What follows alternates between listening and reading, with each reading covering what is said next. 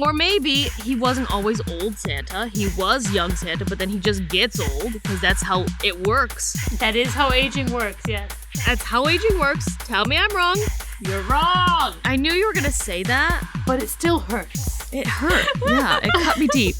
Wrong-o.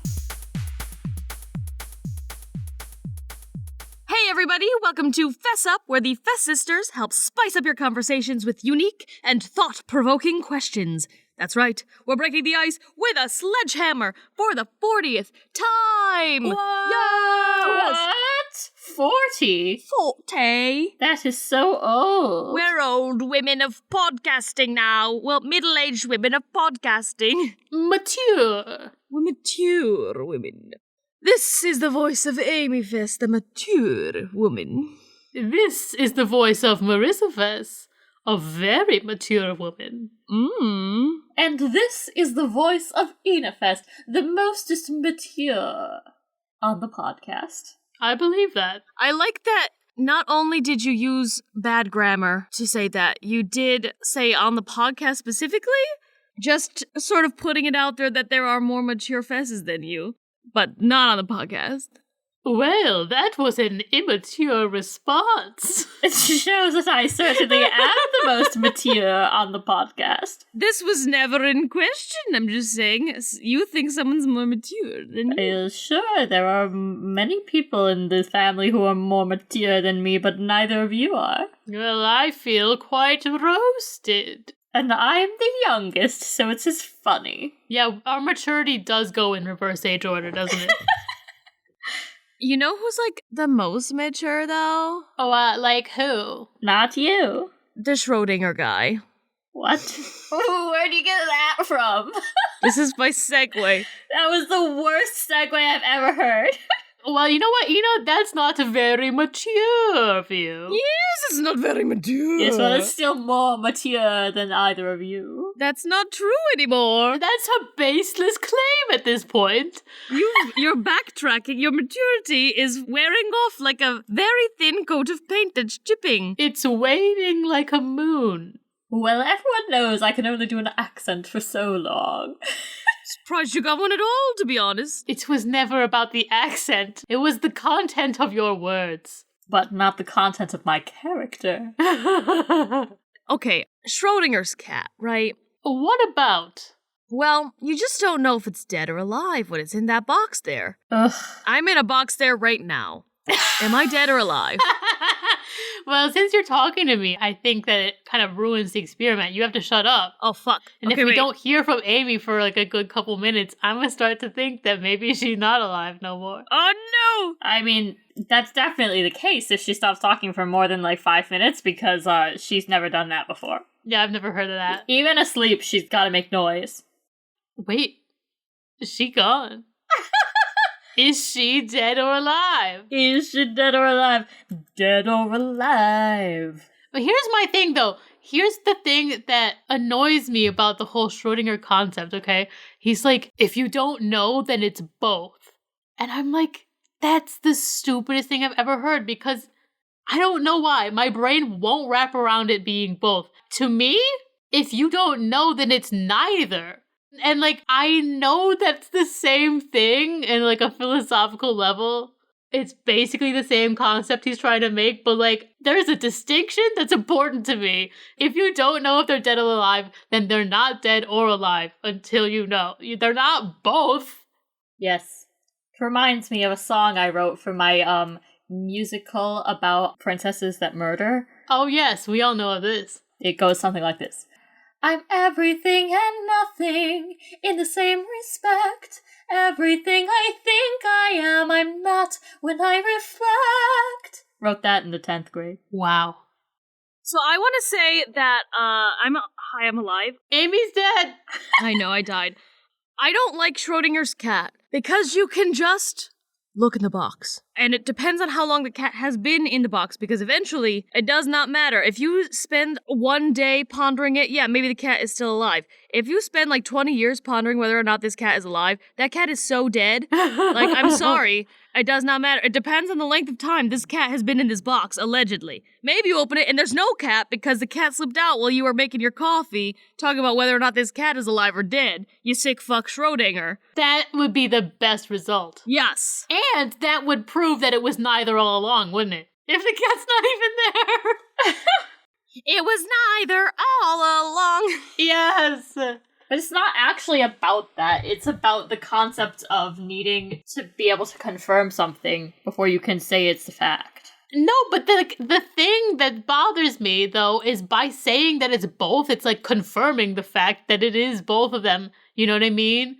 What I have to say is, if you put a cat in a box and you're like, is it alive or dead? And then you sit there for 56 years arguing whether or not it's alive or dead, then either that cat is so dead, or you found the world's first immortal cat and you've royally pissed it the fuck off. Oh gosh, and then you have a lifelong enemy. Then you have a lifelong enemy in this form of a cat, which has 9 lives, and it's gonna use every one of them to make you rue the day you put it in a fucking box for 56 years. Schrodinger. And here's the thing, though. I can see... If it was in the box for 56 years, I don't have many years left. So. I can totally see... Yeah, and every one of them is gonna be in hell. Sorry, you go, Martha. What? Oh, I died waiting for my turn? Mm-hmm. Because you waited 56 years arguing with Ina about it. Now I'm the angry cat. I have resuscitated you. Please go. I don't even remember anymore. I had a great point, and you threw it in the garbage can. She declawed you. Just like Schrodinger throws this fucking cat in the garbage can when he puts it in a box and starts asking if it's alive. Well, maybe he put it in the garbage can. Maybe he did. Maybe that's the box. The box is a garbage can. He's like, go put this cat in here. It's still meowing, so it's probably fine. And they're like, that's animal cruelty, Schrodinger. He's like, but this cat could still be alive. Like, I'm gonna open this and check. And he's like, They're like, no. Is it alive? He's like, yes. And it is also dead. And everyone's like, what the fuck are you on, Schrodinger? Right? Why are we arguing about whether this cat is alive or dead? Just open the box and save the fucking kitty. Thank you. Goodbye. Because it's a thought experiment. A thought experiment is stupid. I think Schrodinger should go in the box. And we should decide if he's alive or dead. Yes. Let's put him in a box, perhaps a coffin-shaped box, and put him 6 feet under, and then bury him. I like this. And then start thinking, oh, is he alive or dead down there? And then walk away and get some sleep at night. You need more time to think about it, right? I'll bury you, and I'll come back when I've decided how I feel about it. Right? What I was trying to say earlier, too, there are other facts at play. Like, you can hear a cat meowing. Maybe it's a soundproof box. You can see a cat rustling around in a box. Maybe the box is really heavy. Then you're wasting way too many resources on a box. It's a very expensive thought experiment. It's just like, if you can't prove something, don't dub it yes, you know? Like, you can't be like, yes, it's alive. Yes, it is dead. Schrodinger sounds like somebody who's never had a cat. Because I'm going to be real, pretty much every box has a cat in it. That is their desired home. If you have a box in your house and you have a cat, this cat will go in this box. It does not die in the box. It's neither alive nor dead while in a box. That's the superpower of a cat. I think that boxes are cats' purgatory. They go in there to recharge their 9 lives. Yeah, they go in there and go to different planes of existence whilst inside. That's it. Cats truly are the best. Indeed. You know, but the worst part, though, that cat goes into the box, right? Mm-hmm. People argue for 56 years. Yeah. That cat spent 56 years in an alternate dimension training. It is ready.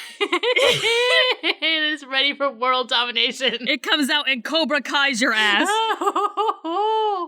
It melts you with its laser eyes. Honestly, the cat is like, hi, you thought that we were regular cats, but we're actually like Goose from Captain Marvel, and we are extraterrestrial. Flurkin. And you are gonna regret this day. If you put the Flurkin in the box. It's gonna be that episode from Rick and Morty where the dogs take over the world. Yes! But it's cats, which makes way more sense. It does. I buy that. How about a question? A question? How about that? If Cinderella's shoes were a perfect fit, why did they fall off twice in that movie? That's what I want to know. You did ask this question. I did ask that question. Mm-hmm. Why? Yeah. It's not a perfect fit if they keep slipping off. I really don't know what to say. You're so correct. Maybe it was never Cinderella after all. Maybe Cinderella being the dancer is fake news. Ooh, maybe they found the wrong girl. Well, here's the thing. That has always been the flaw in Cinderella, is that nobody in town has, like, size 7 feet. I mean, I guess I don't know what size Cinderella was. Maybe she was, like, an absurdly small size for some reason. That is what it was. She had really tiny feet. Stunted growth feet. She's out there with size 4s. Fairy feet. Which is why she's making them fall off, because girl's clumsy as hell. Yeah. Like, girl is out here like, oh shit, I tripped again. My feet are so small. Also, they're glass. So, like, number one, ow. Yeah. The blisters, I can't even imagine. But, like, number two, I can totally see that sliding right off your foot. Yeah. Like, it's not designed for a foot. Maybe you need some rubber grip insoles. I am also surprised that after a night of straight dancing, they didn't break at any point and stab through her foot. Because, my god. I hate that they don't disappear. Everything else disappears. Why don't the shoes go away? I know. There's no consistency whatsoever. It makes no sense. Cinderella is stupid. Honestly, it sounds like while they were trying people out for this shoe, the first person that fit in it, they were going to be like, well, that's obviously who it is. Yeah. What if a male servant was like fucking around? He was like, you know what? I'm going to try it on. Let me try it on. And they're like, tee, whatever. I'm bored. I've tried it on 80 people already, so why not? Go ahead, try to put it on. It's a perfect fit. Oh. Probably even more perfect than on Cinderella because, truthfully, they didn't fit her right if they kept falling off like that. True. What if it's a perfect fit on him and everyone just goes like, oh, I guess this mystery woman was really just a man that looks amazing in a dress. Would the prince marry him? The world's first drag queen. I mean, I think he's contractually obligated to marry whoever the shoe fits. Yeah, he drew up a contract. I do think there's a secret side to Cinderella that we're not being told. Like, we need Cinderella from the prince's perspective, because I guarantee it's gotta be something like, from birth, there was a prophecy that you will marry the person who fits this shoe. And he just, like, sees a picture of a shoe, and he's like, what the fuck? And it's, like, been emblazoned in all of his family crests, this stupid shoe. He sees it in all these tapestries. The prophecy is foretold. Our beloved prince will marry someone who fits a shoe. And he's like, what does that mean? And he doesn't think anything about it. He's living his best life. Then all of a sudden, he sees a shoe on a step, and he's like, God damn it. I have to marry the person who fits this shoe. I get it now. And so then he goes reluctantly out into the town square. He's like, all right. Here we go, making this prophecy happen, I guess, because now I understand that this just was going to be a shoe in my life. What if it was never meant to be Cinderella? It might not have been, but I think that he does just start trying feet in a shoe, because no one thinks to do that when they see a shoe. They're like, somebody left the shoe. I'm sure they're going to come and ask for it at some point. We'll just put it on our lost and found. I feel like he was told to go looking for somebody to wear the shoe. Yeah, if your prophecy is right, though, it could have been fate that Cinderella showed up, danced with him, didn't actually make that much of an impression on him until she lost the shoe. And he was like, I have to try the shoe on someone. But then the male servant puts it on, and it was actually meant to be him all along, even though he wasn't the lady at the dance. But it was never actually about that. It was about the perfect fit. I love this. Cinderfella. Cinderfella, yes. I also do think it could be that wasn't even the right shoe. Like, maybe he marries Cinderella, and then, like, their marriage is terrible, and he's like, what the fuck is this about? And then, like, 10 years later, he sees the real shoe, and he's like, oh, shit, that's gotta be it. And then he has to fucking go through the legal process of divorcing Cinderella or whatever. So King Henry VIII chops her head off. He could also find that fairy godmother and just wish Cinderella away. Or maybe she'll be so miserable she'll wish herself away. Maybe she leaves him in the middle of the night. Maybe he gets his godmother to come, the Queen of Hearts. Oh, God. And she says, off with her head, and takes care of it for her dear, dear godson. I mean, that could be. But, like, maybe she does leave him, and he's like, but I thought it was supposed to be my perfect love. Like, maybe she was miserable and he was happy because he was just a golden retriever of a guy. He thought that he was supposed to be happy, so he willed himself to be. He was just easy to please. So he's like, yep, I found my chick, and I married her, and I'm satisfied. The prophecy's good. I just get to be king now. But then she was miserable, and then she leaves him, and he's like, what? I thought I did everything right. And then his fairy godmother's like, that's because it was not the shoe. It was not the right shoe. Ba-ba-da-ba-da-ba. And then he finds the right shoe, and then boom, he is the third in Clayton and Maurice's relationship. I think the one thing that we can confirm for sure, more certain than anything Schrodinger ever thought of, we can say for certain that that prince has face blindness so bad. Oh, yeah. He has face blindness so bad. He can't see anyone. He really has a Superman problem, you know, when like a girl just puts her hair into a bun and he's like, you are different now. He can only see someone by like their shape. Yeah. He's also too rich for his own good and does not understand that most people who came to his ball do dress in like shitty rags all the time. Yeah, the whole town wasn't full of nobility. That was a lot of nobility at that ball. Yeah, I'm pretty sure that just like people from the town like just kind of got invites and went. I think it was just everybody. So they're like, we're going to put on our best. And so then he goes around, he's like, wow, all these people are like gremlins? I don't know if I like that. Gremlins. I think it is time for a bit. A bit. A bit? A bit. A bit. So, this bit is a tribute to one of our favorite questions, one of our early episodes. It is called Dennis Quaid, a villain? Yes! And in this bit, we are going to take some classic movie heroes and figure out how they are villains. We've done this many a time with different people. We did it with King Louis, but that was kind of a different thing. We were just arguing whether or not he was the villain. But still, and we did it with Glinda the Good Witch. We have done it many a time, and so we've decided let's just make it a bit. Yes. And here we are. Today we are going to be figuring out if Troy and Gabriella are the villains of High School Musical. Oh. And let me just start this off by saying they absolutely fucking are. I mean, yeah. I'm so mad about that movie. As a theater nerd, all of us were. Yes. We understand the pain. Seeing your roles go to other people and you're like, okay, but it's fine because I have seniority coming up. It's my time to shine.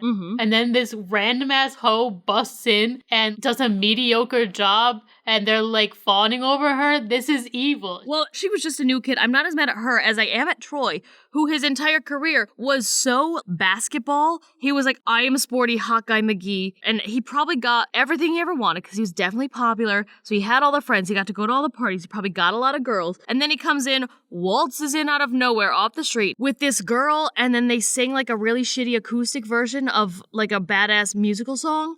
And just get the roles? Like, what? Yeah. He does not care. He is one of those handsome white men who just gets everything he wants, and it makes me mad. Yes. He did not deserve that.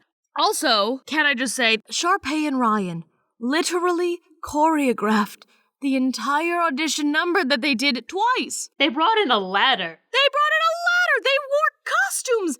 They went so above and beyond to get this. Like, it was not just like, we think we deserve it. They were like, we deserve it and we're putting in the work. This is the only thing that we are here to do in this school is theater. And we're going to be the leads. To be fair, though, they were in fact siblings wanting to be romantic leads together. And I think that's real weird. Okay, well, consider this. It's a high school. They didn't have to direct them to kiss. No. It's still weird. They could have skipped the kiss and otherwise, like, whatever. It's acting. I'm also going to say, I would kiss one of you guys. You're saying you would be in a lesbian play with me? Yes. I don't care. We're acting. It's not like I really like you. In that way. Yeah, I actually don't like you at all. Yeah, I'm like, why are you on this podcast? Get her away. I know. No, I'm talking about you. Oh, okay, yeah, that makes sense. Yeah. I will go back to being dead in my box.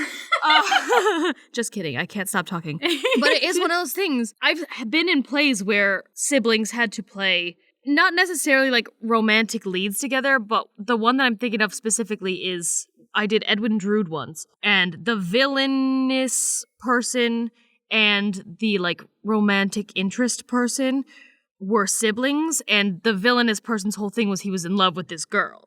So obviously he was like villainous, so they weren't going to be doing kissing and they weren't going to be doing all of that because at the end of the day she did not like him, so it was like a one-sided thing. But I remember that. Yeah, but they did have to play it, and they both were fine with playing it. It's just like, if you're the best people for the role, sometimes the pickings are slim when you're in a community theater play or a high school play or whatever. So sometimes you just gotta be like, pull them to the side and be like, hi, we're definitely casting Sharpay as Belle in Beauty and the Beast. Like, are you comfortable being the Beast? Or do we need to make you somebody else? And clearly he is, otherwise they wouldn't have auditioned the way that they did. Yeah.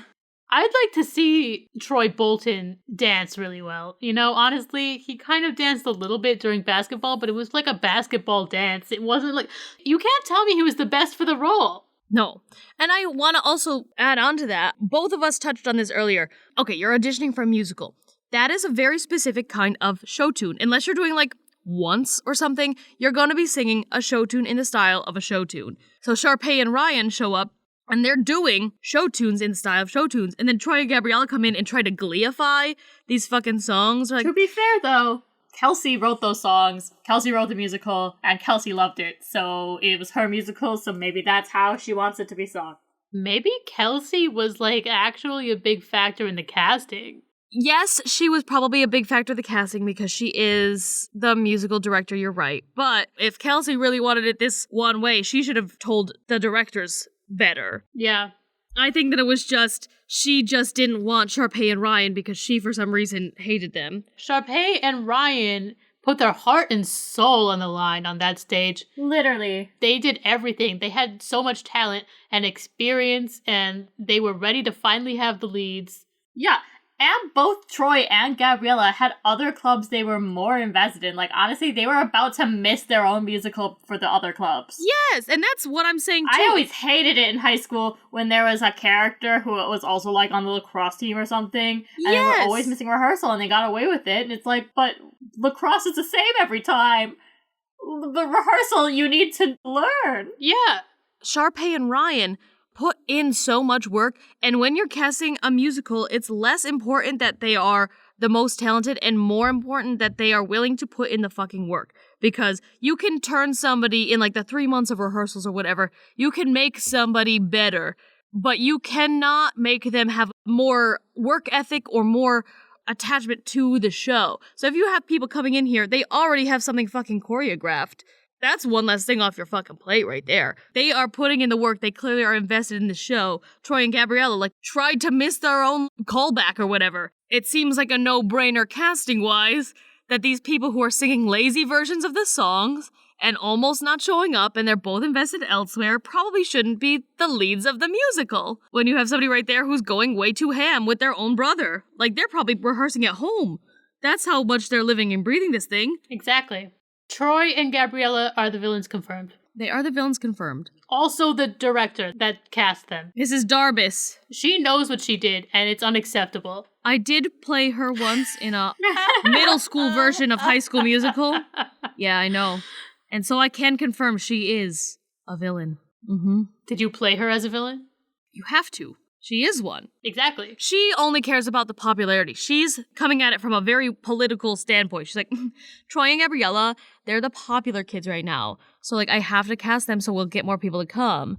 As opposed to the fact that Sharpay and Ryan, who are also very popular and very rich, like, their family can help fund your fucking musical. Literally. Honestly, like, movie number 2, you're like, oh, wow, these kids are loaded. Like, honestly, you want a new auditorium? You just say the word, I'm sure daddy's gonna pay for it. Truly, it would have been better casting politically for them to go anyway, but whatever. My only consolation, I think, is because they're so rich, they definitely could afford to go to really great theater schools after they graduate high school and get out of that BS. True. And they deserve to.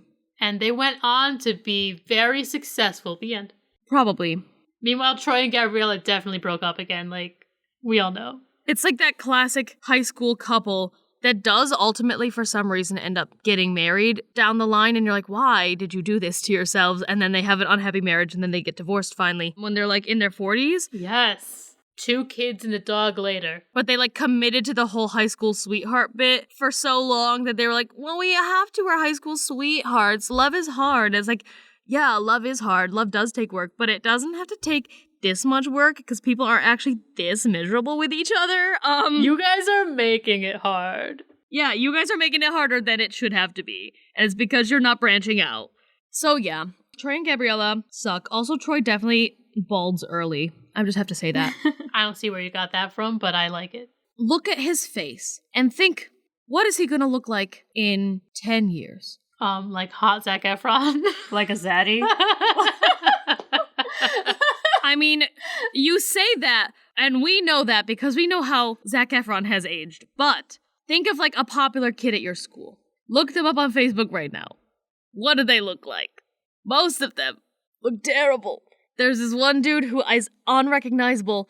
Honestly, I looked him up a couple years ago, and I'm like almost 10 years out of high school now. And he was fat and completely bald and looked like he was 45 years old. Man is 1 year older than me. And I don't understand how he went from the zaddy that he was in high school. I was absolutely mortified when I saw it. OMG, that's like the scene from 13 going on 30.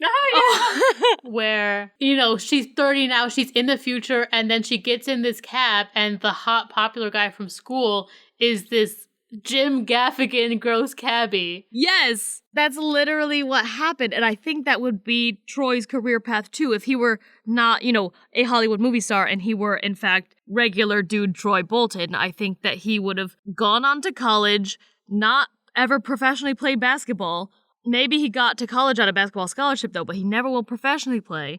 And he'll like settle into like some second career path, like accounting or some shit. Sales, maybe, I don't know. And he sits at a desk for way too long, lets himself go, and all of a sudden, his hair's falling out, and he's like, Dad, why'd you give me the bad DNA? And his dad's like, my hair's fine. I look like Papa John from Papa John's Pizza, because you can't tell me that his dad didn't look like Papa John. And then, then Troy just like ages before his time. Obviously. That's what I have to say about it. I'm also going to look up Troy's dad again, because I do want to just remind myself how much he looked like Papa John. Yeah, this is a Papa John. Well, there you go. Look at this Papa John. Definitely. He definitely had Troy young. He did. He's very young, isn't he? He might even be the same age as Zac Efron. He had a son straight out of high school with his high school sweetheart. Mm-hmm. Well, speaking of Papa John, this is where our ads would go if we had any, but we don't. Do not buy from Papa John's, because they're not paying us to tell you to buy from them. And they got rid of all of their stores in my area, and I'll never forgive them. Yeah. Bad Papa John! Okay. I have a question. Are you ready? You have a question? Mm-hmm. I have no answers at all. You will get one now when I ask it. Is the Easter Bunny Jesus Christ's fursona? Oh. Oh my. Oh my goodness. I mean, I think the answer is yes, and Jesus has a butt plug fetish. Oh? He brings those eggs around because they're just like butt plugs and people thought that they were eggs, so he started coloring them funny to go with his fursona, but really it was just like supposed to be butt plugs the whole time. And this is why our grandparents told you you're going to hell? Literally. No, that's not why. They told me I was going to hell because I used the word great to describe myself. They didn't get to know this part of me. And if they told me to go to hell after saying this, I would say, yes, I will be doing that. But not for the reasons they told me I was going to hell. I don't know. I feel like maybe it's Santa's fursona because it's really, like a cheap Santa knockoff. It always has been. Yeah. Yeah, it's like approximately 6 months from Christmas, and Santa, he doesn't have anything to do, so he's like, rabbit time. Yeah, he's bored. He tried going on vacation and he just got back and he's like, well, how are those Christmas presents coming along? And they're like, we're just starting to find out what the new stuff this year is, so we haven't made it yet. And he's like, oh, well, I have a whole lot of eggs in my fridge. I don't have a whole lot else right now. I could paint them. And just like hide them around and just like prank people. That would be funny. I mean, I see when they're sleeping. I know when they're awake. I can hide it pretty easy. He's like, I've got my furry costume in my closet, so they won't recognize me. No one will know. But I'll still let them sit in my lap at the mall because I really like taking those awkward mall photos. It's the highlight of my year. He just needs that mall photo fix. Is Jesus maybe also Santa? Maybe Jesus likes to dress up like an old man on his birthday and give people presents instead of receiving presents. He does seem like that kind of dude, where he'd rather give you something than receive something. I mean, sure. Or maybe he wasn't always old Santa. He was young Santa, but then he just gets old because that's how it works. That is how aging works, yes. That's how aging works. Tell me I'm wrong. You're wrong! I knew you were going to say that. But it still hurts. It hurt. Yeah, it cut me deep. Wrongo. So I'm just saying, Santa, Easter Bunny, Jesus. Maybe they're all the same. But definitely a fursona is the Easter Bunny. I think it's Santa. Are you saying that under the costume is another costume of Santa? Is he like a Russian nesting doll of costumes? Maybe. He might as well throw some more under there. What else can we put in there? Russian nesting doll. Cupid? Yeah, Cupid. Oh, Cupid's like when he gets to the bottom. All the holidays. Santa just goes hard for all the holidays. Santa is Santa, the Easter Bunny, a leprechaun, for St. Patrick's Day, Cupid. he even, Uncle Sam, white beard, you can't convince me he's not. 4th of July. I want you to sit on my lap and take an awkward mall photo. Literally, he's every holiday mascot, and he wants his picture taken with you on his lap. President's Day, he dresses up like Abe. Yes. The best president. On your birthday, he steals your presents. I mean, what? That's what happened. That's where all my presents went. That's what happened to Amy just now. That's why we didn't give her anything, right? Actually, that did happen. My present from Mom did get stolen / never delivered. Yeah, it was bad. I just got the re-gift. Like, she sent me another one, and so I just got it in the mail. I have to call her after this. But yeah, it was stolen from me. Oh my god, wait, we just unlocked an evil truth that, like, confirmed he steals your presents. Yeah, I thought that you said that on purpose. I was just gonna give context. I didn't realize you didn't realize that happened. He steals your presents on your birthday. I guess he did. Fuck.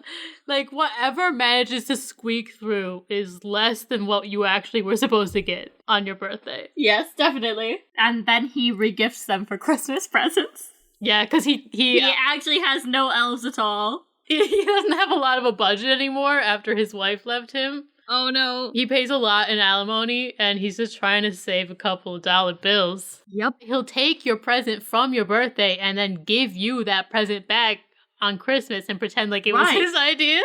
Right, exactly, because it's the one thing you didn't get on your birthday and you were so sad about it, and he's, well, I'll fix it for Christmas. Then he seems like a hero. Yes. He has that hero complex, you know, where the firemen set the fire. Yes. He steals the present, he takes away your dreams, and then he gives it to you, makes it all about him, so you'll take a picture with him at the mall. Because it all comes back to that mall picture. If you had just gone to the mall and taken a picture with him on your birthday, this wouldn't have happened. That's it. He's always in the mall. You just have to find him. He's always in the mall. He's just sitting there. He's just a regular guy waiting. The problem is I don't have a mall near me. New York City doesn't have malls. See, that is a problem. I have to go to Jersey for that shit. Well, that's what he expects you to do for him. I don't want to do that for him. Everyone in New York City gets their presents stolen a lot more, don't they? I guess so. I mean, yes, they do. You're not wrong. It's because you're not satisfying Santa. You gotta find him in your mall. You gotta find him. He's not always dressed up because he, that suit's hot. You find that Santa. You take a picture with him or else. You beg him to bring malls back to Manhattan. Yes, Santa is very upset about the fact that malls are dying. He'll get New York City off the naughty list if they'll only build him a mall for more mall photos. Yeah. There it is. That's it. We found that one. We found that one. We did. We didn't know we were looking for it, but that one showed up. Mm-hmm. Just kind of like, you're not expecting to find a dead cat in a box, but when Schrodinger's around... Schrodinger forgot about his box for 56 years. 27 years in, someone else finds it, and they're like, oh crap, there's a cat in here. And then that cat springs to action, karate chopping you in the face. Yep. Because it was preparing. It thought you were Schrodinger, though, and so it does feel a little bit bad, but then it immediately runs off in search of that cruel, cruel man, Schrodinger. And he's gonna get him. Oh, he will. Guess what, guys? What? What? It's time for... What two are you? Ooh. This one was asked for by Steve Red on Insta. Steve Red! Steve Red! Yes! Steve! It's like Steve Holt, but Steve Red! Steve Red! What two Our Flag Means Death characters are you? Yes! Fabulous, fabulous, fabulous. Before we get into this, I've seen all but the last episode as of this recording. What? I just haven't got to watch the last episode yet. But I don't think there's anything that's gonna be crazy that happens. What are you talking about? You think nothing crazy happens in the last episode? I'm just saying don't refer to anything in the last episode when we're talking about this. There is 9 episodes of reason to make us all things. You don't even know what you're asking of me, but fine. I guess not, but there we go. You start then. Ina is Steed Bonnet. Without a shadow of a doubt. Ina is Steed Bonnet. She would be the kind of person who's like, I want to do something crazy with my life. So she's like, I want to be a pirate. And then they're like, you have to kill people though. And she's like, yikes, can I be a pirate without doing that? And everyone's like, no. And she's like, but. And they're like, I mean, I guess you have a ship, so I guess you're calling yourself a pirate. She's like, yay, gentleman pirate, that's me.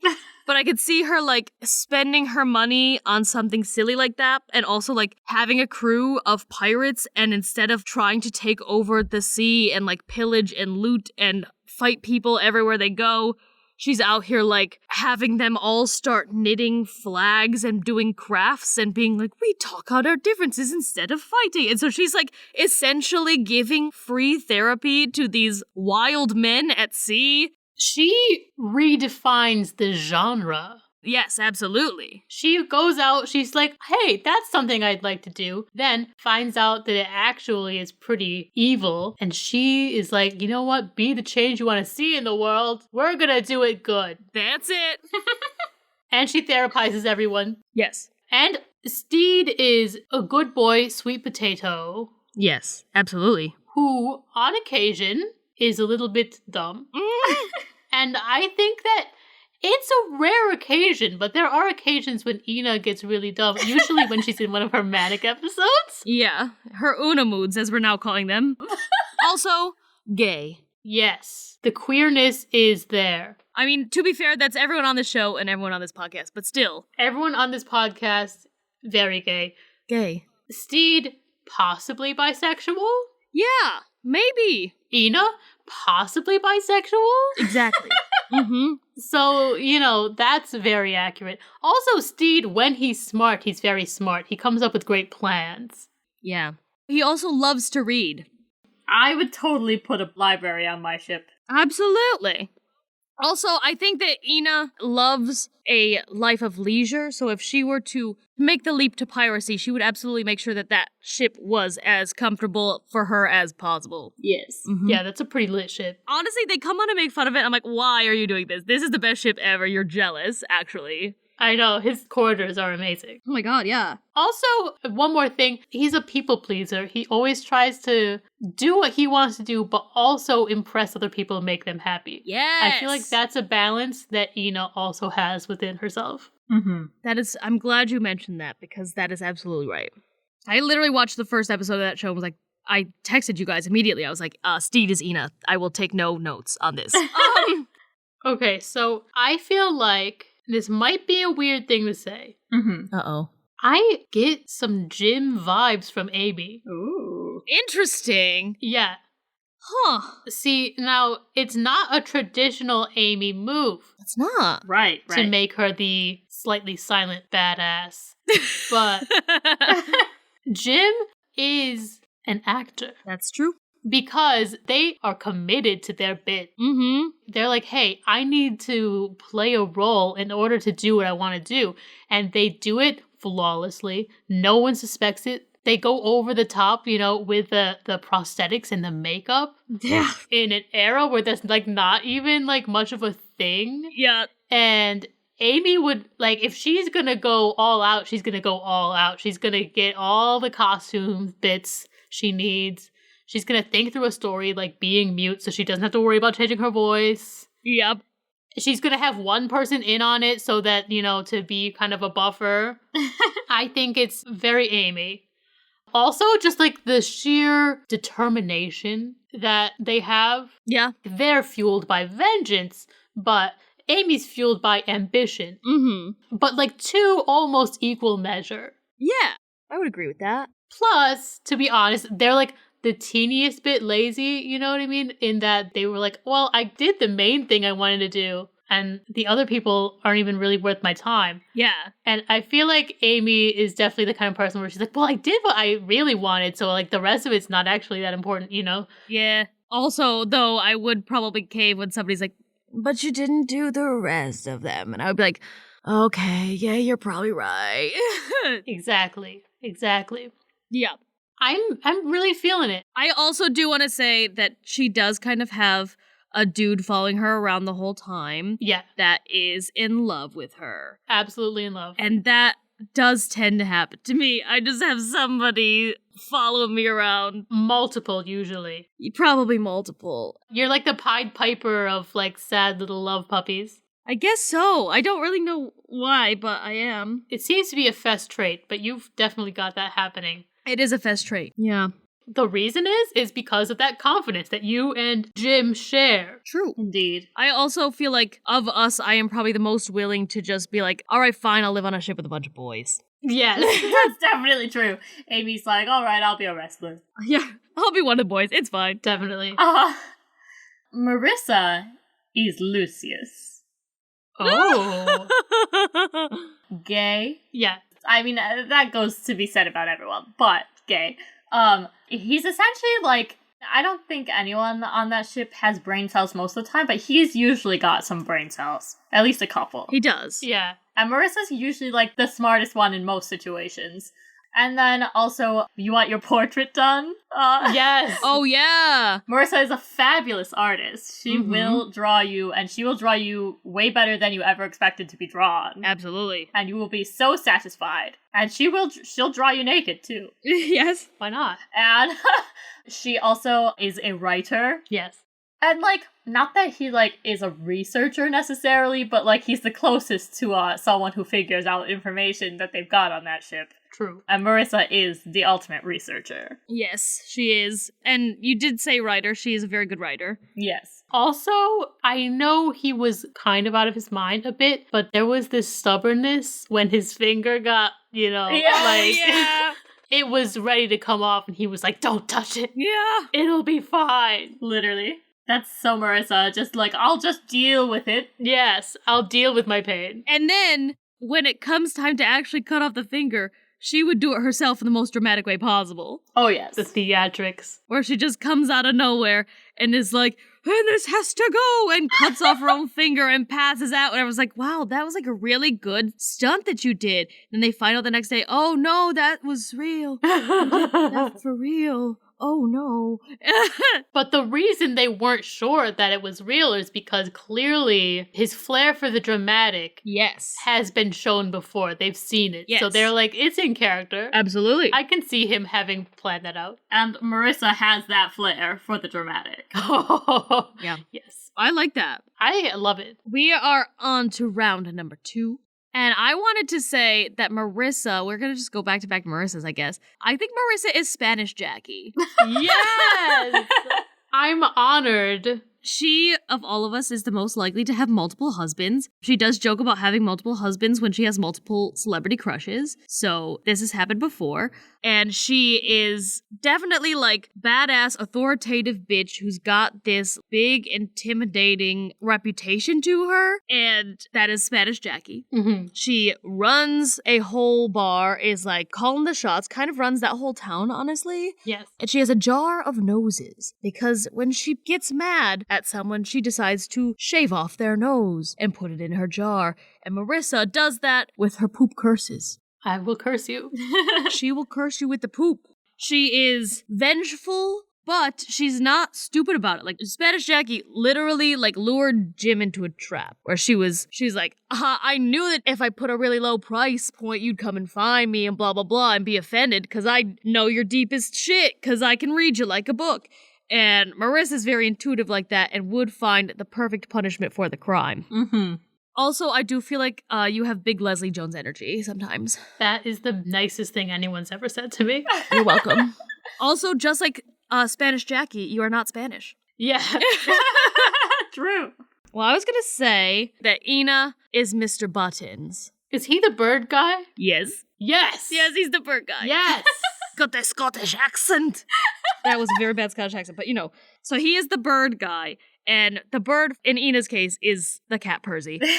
He's out there, he's crazy, he does weird things and is not ashamed of doing them, and honestly does not ever even clarify. Like, he's doing this whole moonbathing thing, and just being naked in the moonlight with his bird, and honestly nobody really asks, but if they did, I don't think that he would have said anything more than, I'm moonbathing. Like, I don't think he would have explained the why, because he's just kind of like a very matter-of-fact person. And when Ina gets in her weird moods, she just kind of does things, and she's like, why don't you understand what I'm doing, as opposed to explaining why she's doing what she's doing. Absolutely. That's completely accurate. She is exactly the kind of person where if I came downstairs in the middle of the night, I wouldn't be that surprised to see her naked by a window in the moonlight and acting like that's a thing. Yeah. It does seem like something I would do. It does, does it not? It absolutely does. And once again, like we said with the Una thing, I think last episode, she does kind of get into the weird moods where she speaks in a weird accent. Yes. The accent is closer to like Una's than Mr. Buttons' accent, but Mr. Buttons does have a very funny, crazy accent. Also, he is very aware of things that are going on and is very intelligent about things, but will go about spewing his intelligence in the situation in weird ways. Yes. He will be staring in the distance at a ship that's coming and not really say anything until he absolutely has to, or until somebody's like, isn't that a ship? He's like, oh yeah, it's a Spanish one, whatever, we've been tracking it for miles. And they're like, oh shit. Look at you. You actually know your shit, even though I think you're kind of zany. I agree with that. Yeah. So, Ina is Mr. Buttons. Amazing. Okay, so I think I could make a case for Amy being Ed. Ed. AKA Blackbeard. Mm-hmm. We love Ed. Because he's one of the best at what he does. Amy is just very talented. I feel like if she were to be a pirate, she'd be a very good one. No. Also, he's very theatrical. Yeah. About pretty much everything. Like, in the past, it was dramatic, playing up how scary he is. Then he meets Steve, softens up a bit, and then it's dramatic on a more fun, personal level, if you know what I mean. Yeah. He likes to sing, Mm-hmm. and he likes nice outfits. He wants to hobnob. I feel like Amy's not necessarily a hobnobber, but she is an extrovert and wants to go to parties and wants to talk to people and wants everyone to like her. Oh, yeah. So Amy would steal the party for sure. Yeah. everyone would be obsessed with her. You know what? Amy did once steal all of my friends at my own birthday party. Oh, yeah. Oh no. It wasn't on purpose like that, but... Mom made Amy babysit because it was a sleepover and I was a little young. But all of my friends were only talking to Amy and they loved Amy and they didn't talk to me.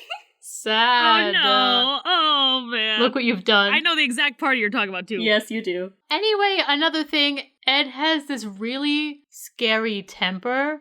He doesn't actually show it as much as you think he would, but when he does, it's scary. And I think Amy's that way. She doesn't get mad a lot, Yeah. but when she does, you kind of want to crawl into a hole and hope it blows over without injury. Oh, yeah. Because it's very much like if Blackbeard suddenly made an appearance, you know? That is true. He's gay. Yes. Mm-hmm. Which I know everyone on the show is gay and everyone on this podcast is gay, but it is still worth noting. Of course, yes. He's honestly low-key a romantic. That's a good point, because you guys have said this before about me, but I really am anti-romantic until I'm with somebody that I actually really like. Exactly. And then it all comes out and I'm like, oh no. Right. I think low-key romantic is the best description of that. Yeah. Most of the time you're like, I'm not romantic. No. But then when you meet someone, all of a sudden you are. Yeah. And I can see myself getting bored of what I'm doing and then using my resources to kind of just help someone else out who wants to do the same thing but isn't as good. Yeah. I could see myself being I think maybe I need to change a career path a little bit, but I still like what I'm doing and I like my reputation that I have, but maybe I could kind of do it in a different way and then transition to retirement. Yeah. In conclusion, Amy is Jim and Ed, aka Blackbeard. Marissa is Lucius and Spanish Jackie, and Ina is Steed Bonnet and Mr. Buttons. Alright, I have another question. Another question. At Damari Bloxon on TikTok said, there are 2 books in front of you. One book is full of all the positive things people have said about you, and one is full of all of the negative things people have said about you. You can only read one book, the other book will vanish when you pick the other one up. Which book would you read? I'm reading the positive for sure. You know me, I write only the good stuff that happened down every day. That's my journaling, it's only good stuff. All the bad stuff doesn't get written down. I think that I also would do the positive ones just because I am more interested in like hearing compliments people have about me and things that people like about me and would rather hear that than like negative things. But I am tempted by the negative things because I feel like I don't necessarily hear about them a lot. Not that nobody says negative things about me, but I don't think that people say negative things about me to my face a lot. Right. So I don't really know what those things are. And ignorance is probably bliss, but I'm like a little worried that I might accidentally pick up the negative book, not intending to read it, but like picking it up to be like, wow, a book exists of the negative things and ponder it. But then if I picked it up, the other book would go away and I'd be like, oh no, like. I think that I would be very tempted to look at the negative one, but I also know about myself that I'm much too sensitive. Yeah. So I think if it's just a book about bad things people have said, it's just going to be mean. Yeah. And I think it would literally destroy me. Yeah. I need praise to live, like air. I think that we all need praise to live. We are very self-centered people, and we need our heads to be a specific size of big. I'm thinking like that Johnny Depp Alice in Wonderland where Helena Bonham Carter's head is like massive. That's like how much big head we need. That's you. I mean, Marissa and I we're sensitive. I don't know. I think that my head's gotta be maybe like a bobblehead. Like a Funko Pop's too big, but like a standard bobblehead. So still pretty big, but not so big that my body's like a twig in comparison. Yeah. I think I have a bit of a big head, but it's mainly about just trying to manifest positive things in my life. I feel like you have the head of someone who's tried some gushers. Oh god, oh my god. So your head's kind of turned into a large fruit. So it's fun and happy and also too big, but it's not enormous. I don't know, they had pretty big heads, I thought. It depends on the commercial. Those were terrifying commercials, but also unforgettable. You're right. I'll never move on. I'll never move on. I think I'll be 98 and they'll be like, please, great grandma, tell me a story of your youth. And I'll be like, there were these terrifying commercials of gushers. Well, guys, that's all the ice breaking we could do today. I would break more ice, but I'm afraid it's going to turn my head into a fruit. If you'd like to send us a question, message us on Facebook or Instagram at Fess Up Podcast. Send us an email at fessuppodcast@gmail.com. Tweet a question at us at fessup_podcast. And don't forget to use the hashtag obsessed. Send us new questions or let us know what happened when you used our icebreakers with your friends. Share our podcast with everyone you know and get the word out there about your 3 wacky friends. Pow. Oh, that noise came back. I forgot about that noise. Oh, yeah. That's it for me. I've been Amy Fess. I've been Marissa Fess. And I've been Ina Fess, the mostest mature. Mostest. And after this podcast stops and we stop talking, are we dead? Shit. Bye!